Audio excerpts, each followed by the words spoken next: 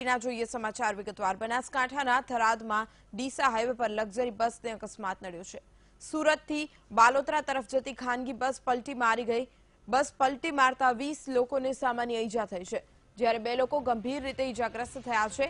ઘટનાની જાણ થતાં થરાદ પોલીસ કર્મીઓ ઘટના સ્થળે દોડી આવ્યા। ઈજાગ્રસ્તોને સારવાર માટે હોસ્પિટલમાં ખસેડવામાં આવ્યા છે।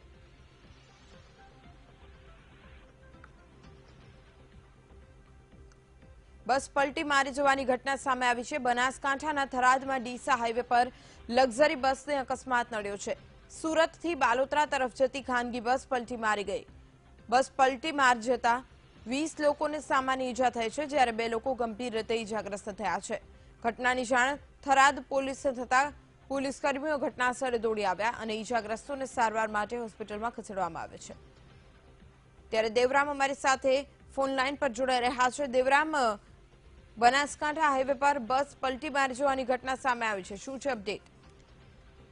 આપને જણાવી દઉં કે ડીસા થરાદ હાઈવે પર હરિપુરા પાટિયા નજીક સુરતથી બાલોતરા જતી બસ ડ્રાઈવરને ઝોકો આવતો બસ પલટી મારી છે। ત્યાં 2 જણને ગંભીર ઈજાઓ થઈ હતી અને લગભગ 10 થી વધુ લોકોને નાની મોટી ઈજાઓ થવાના કારણે સારવાર અર્થે 108 દ્વારા થરાદ ખસેડવામાં આવ્યા હતા અને થરાદ પોલીસ ઘટના સ્થળે પહોંચી અને ક્રેન લાવીને લક્ઝરીને ઉભી કરી તાત્કાલિક રોડ ખુલ્લો કરવામાં આવ્યો છે।